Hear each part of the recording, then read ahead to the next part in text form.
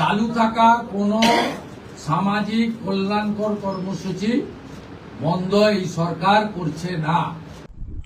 নমস্কার বন্ধুরা, এই মুহূর্তে রয়েছে রাজ্যবাসীদের জন্য বিরাট বড় সুখবর।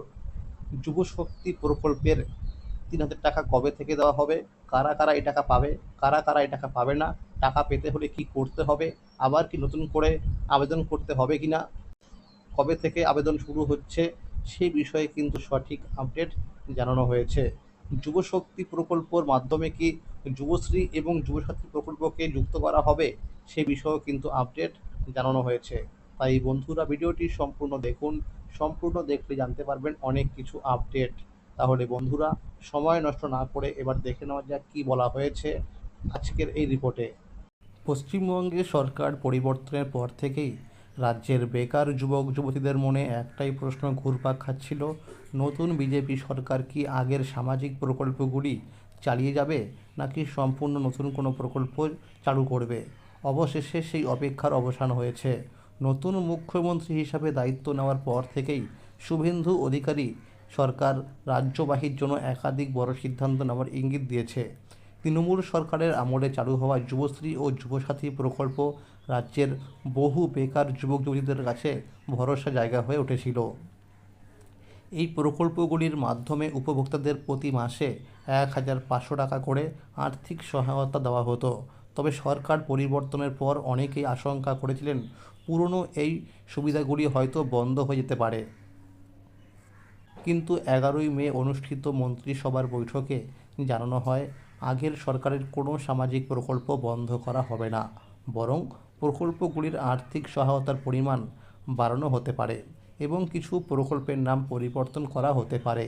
ইতিমধ্যে বিভিন্ন সরকারি ওয়েবসাইটে আপডেটের কাজ শুরু হয়ে গেছে বলেও জানা গেছে। এই ঘোষণার পর সাধারণ মানুষের মধ্যে আবার নতুন করে আশার আলো দেখা দিয়েছে। মুখ্যমন্ত্রী জানিয়েছেন, আগামী ১ জুন থেকে সমস্ত সামাজিক প্রকল্পে টাকা সরাসরি ডিবিটির মাধ্যমে উপভোক্তাদের অ্যাকাউন্টে দেওয়া শুরু হবে। সরকার গঠনের আগে বিজেপি দিয়েছিল প্রতিশ্রুতি যে বেকার যুবক যুবতীদের জন্য যুবশক্তি প্রকল্প চালু করে প্রতি মাসে ৩,০০০ টাকা করে দেওয়া হবে। সূত্র মারফত জানা যাচ্ছে, বর্তমান যুবসাথী প্রকল্প বন্ধ করে নতুন যুবশক্তি প্রকল্পের মাধ্যমে এই আর্থিক সহায়তা দেওয়া হবে। আবার এমন শোনা যাচ্ছে যে যুবশ্রী প্রকল্পের মাধ্যমেও ৩,০০০ টাকা করে দেওয়া হতে পারে। তবে এখনও পর্যন্ত স্পষ্ট নয় যুবশ্রী ও যুবশক্তি এই দুই প্রকল্পে আলাদা করে টাকা পাওয়া যাবে, নাকি উপভোক্তারা যে কোনো একটি প্রকল্পে টাকা পাবেন। এই বিষয়ে সরকারিভাবে এখনও কোনো চূড়ান্ত ঘোষণা করা হয়নি। বর্তমানে যুবশ্রী প্রকল্পের মার্চ ও এপ্রিল এই ২ মাসে টাকা বাকি রয়েছে। সেই টাকা কবে থেকে দেওয়া হবে তা নিয়েও এখনও কোনো সরকারি আপডেট পাওয়া যায়নি। তবে এটুকু বলা যায় যে ১ জুন থেকে সমস্ত সামাজিক প্রকল্পে টাকা নিয়মিতভাবে দেওয়া শুরু হবে। গতকাল মুখ্যমন্ত্রী ঘোষণা করেছে, বিধবা ভাতা এবং প্রতিবন্ধী ভাতা এবং বার্ধক্য ভাতার অর্থ ১,০০০ টাকা থেকে বাড়িয়ে ২,০০০ টাকা করা হলো। এক কথায় ১ জুন থেকে সমস্ত সামাজিক প্রকল্পে টাকা দেওয়া শুরু হবে।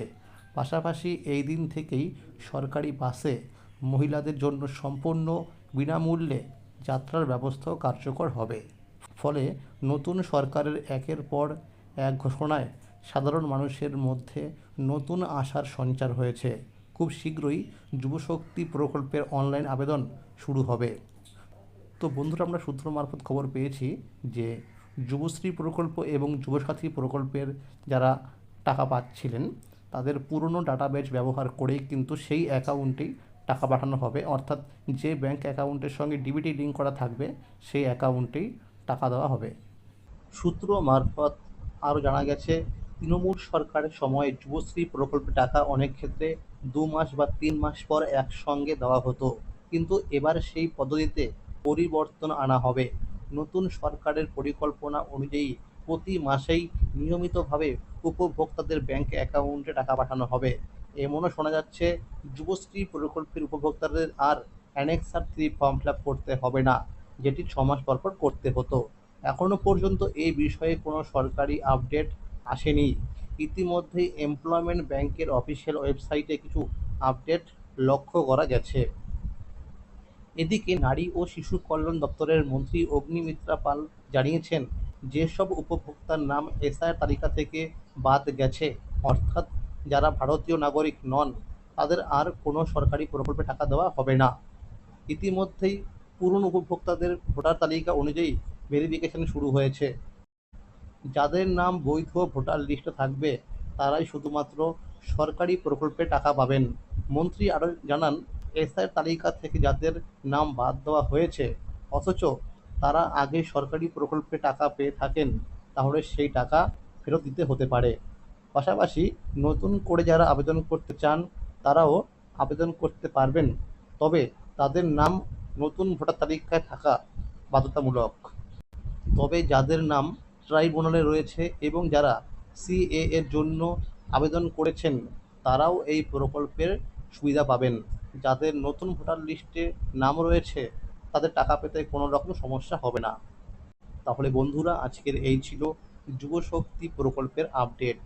এই রকম আরও নতুন নতুন আপডেট সবার আগে পেতে হলে চ্যানেলটিকে অবশ্যই মনে করে সাবস্ক্রাইব করে রাখুন এবং সকলের কাছে শেয়ার করে দিন। আর যদি ভিডিওটি ভালো লেগে থাকে, অবশ্যই একটি লাইক করে দেবেন। ধন্যবাদ।